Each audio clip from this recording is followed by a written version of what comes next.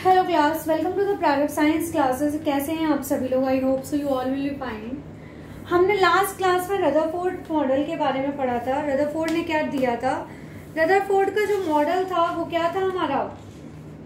इन्होंने scattering model दिया था। इन्होंने क्या कहा था कि एक थिन गोल्ड की फॉइल लिए अल्फा पार्टिकल्स उस फॉइल से टकराती हैं और वो क्या होता है, एक बहुत चमक के साथ वो पूरे एरिया में फैल जाती है, स्कैटर हो जाती है। और स्कैटरिंग एक्सपेरिमेंट इन्होंने दिया था, है ना। क्या दिया था? एक थिन गोल्ड फॉइल है जिसमें एक हमें क्या देता है, सर्कुलर आपका पूरा उसका जिंक सल्फाइड का क्या लगा हुआ है, जिंक सल्फाइड की एक शीट लगी हुई है जिसमें आके हमारी क्या करती हैं, जो रेज हैं वो टकराती हैं और टकराने के बाद क्या करती हैं, वो पूरे में फैल जाती है, स्कैटर हो जाती हैं। और जब वो स्कैटर होता है, जब वो अल्फा पार्टिकल उससे टकराता है तो एक फ्लैशलाइट देता है, ठीक है, एक छोटी सी फ्लैशलाइट देता है। अब उसके आगे ये जो हमारे रदरफोर्ड ने दिया था, अब इन्होंने जो ड्रॉबैक्स निकले इनके फेल्योर्स क्या थे, ड्रॉबैक्स क्या थे, वो हम पढ़ लेते हैं। जो इन्होंने दिया तो this model is like a small scale solar system. जो इनका ये मॉडल है ये बिल्कुल कैसा है, ये इनका जो मॉडल है ये आपका किसकी तरह है, एक छोटे सोलर सिस्टम की तरह है जिसमें हमारा जो न्यूक्लियस होता है वो इम्पोर्टेंट रोल प्ले करता है, जिसमें जैसे कि हमारे इनके मॉडल में करता है, ठीक है। जैसे हमारा इसमें क्या था कि इनके में क्या था, प्रोटॉन लिया था न्यूक्लियस और चारों तरफ ऑर्बिट में इलेक्ट्रॉन्स थे, है ना। तो वैसे ही जैसे हमारा सन है और सन के चारों तरफ क्या है, अर्थ रोटेट होती है, हमारी अर्थ रोटेट होती है, वैसे ही इन्होंने इसको भी सोलर सिस्टम मान लिया है, क्योंकि सोलर सिस्टम में जैसे ये रिवॉल्व होता है वैसे ही ये इसमें हमारे इलेक्ट्रॉन्स रिवॉल्व होते हैं। तो ये मॉडल हमारा छोटी स्केल में सोलर सिस्टम की तरह, जिसमें न्यूक्लियस क्या करता है, मैसिव सन और इलेक्ट्रॉन की तरह रोल प्ले करता है। Similarity between the solar system and nuclear model suggest that electron should move around the nucleus in well defined orbits. इन दोनों में सिमिलैरिटी क्या है?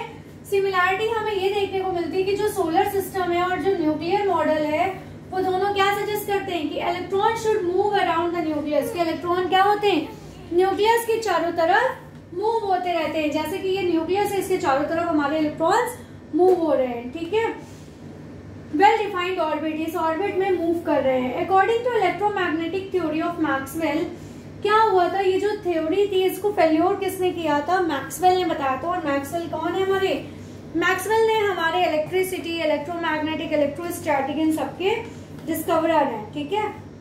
ये हमेशा इलेक्ट्रो से ही जुड़े हुए हैं, इलेक्ट्रिसिटी फील्ड से जुड़े हुए हैं। तो इन्होंने ही मैग्नेटिक थ्योरी दी थी, electromagnetic theory of Maxwell. Charge particles when accelerated should emit electromagnetic radiation. इन्होंने ये बताया कि जो चार्ज पार्टिकल्स होते हैं वो एक्सीलरेट होते हैं फोर्स के साथ और इलेक्ट्रोमैग्नेटिक रेडिएशन देते हैं। जब क्या होता है, जब ये इलेक्ट्रॉन इसके चारों तरफ घूमते हैं तो ये अपनी एनर्जी क्या करते हैं, लूज करते हैं कि नहीं करते हैं, यही चीज इन्होंने बताई है।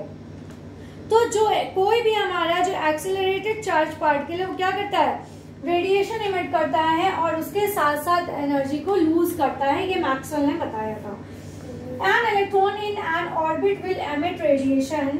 इसमें क्या था, जो इलेक्ट्रॉन है ऑर्बिट में वो क्या करता है, एक रेडिएशन एमिट करता है। भाई इलेक्ट्रॉन है तो रेडिएशन इमिट करेगा ही करेगा।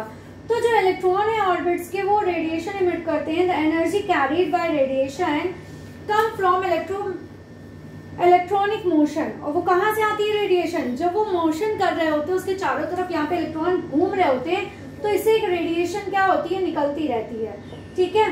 तो कोई भी है, अगर हम भी हैं, चल रहे हैं, तो हम क्या करते हैं, अपनी एनर्जी लूज कर रहे होते हैं ना। तो वैसे ही इन्होंने भी ये चीज बताई। तो रदरफोर्ड एक्सप्लेन क्या नहीं कर पाए, इनकी जो मेन फेल्योर थे वो क्या थे, मैक्सवेल ने ये थ्योरी बताई और इसमें अप्लाई किया लेकिन ये अप्लाई नहीं हुई। तो इनका जो मेन ड्रॉबैक क्या था, फेल्योर था, he can't explain stability of atom. इन्होंने एटम की स्टेबिलिटी को नहीं बता पाया कि ये एटम हमारा स्टेबल होगा या नहीं होगा। इनके अकॉर्डिंग इलेक्ट्रॉन इसके चारों तरफ चलते रहेंगे, एटम में ऑर्बिट्स चलती रहेंगी और ये स्टेबल नहीं होंगे, ठीक है। दूसरा, he can't explain line discrete spectrum of atom. जैसे जब हमारा क्या होता है, सनलाइट में जब आप प्रिज्म लेके जाते हो तो उससे जब टकराती हैं किरणें तो क्या होते हैं, वो 7 वेबक्योर कलर्स दिखाती हैं कि नहीं दिखाती हैं। सेम वैसे ही ये एक्सप्लेन नहीं कर पाए थे कि एक लाइन में या फैले हुए डिस्क्रीट में ये हमारे कि स्पेक्ट्रम कलर्स हमारे फैल जाते हैं। जैसे मान लीजिए हमने यहाँ से व्हाइट लाइट भेजी, ठीक है, ये हमारी हो गई व्हाइट लाइट। तो जब व्हाइट लाइट है किसी हमारे गैस में पड़ रही है, मान लीजिए हमने पहले ले लिया हाइड्रोजन, ठीक है, हाइड्रोजन ले लिया हमने। अब हाइड्रोजन से जब ये व्हाइट लाइट एमिट हो रही है, निकल रही है, तो यहाँ पे कौन सी लाइन्स हैं, मान लिया वॉयलेट हो गया, इंडिगो हो गया, ऑरेंज हो गया।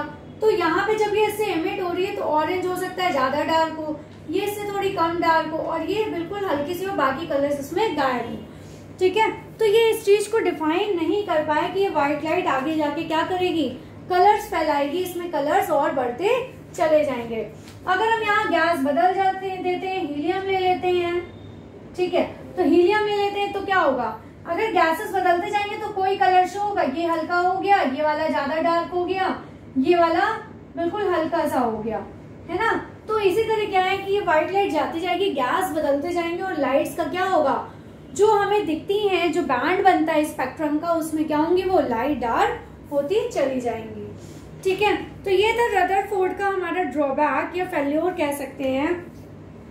मैंने आपको इसके बारे में पहले बता ही चुकी हूँ, रदरफोर्ड मॉडल मेरी लास्ट क्लास में दिया हुआ है, और ये इसके ड्रॉबैक्स और फेल्योर जो रह गए थे, मैंने कहा क्लास इसकी अलग से दे देती हूँ, ठीक है। मेरे साइंस फैक्ट्स देखिए जो बहुत इंटरेस्टिंग है। Please like share and subscribe my channel. Thank you, take care class.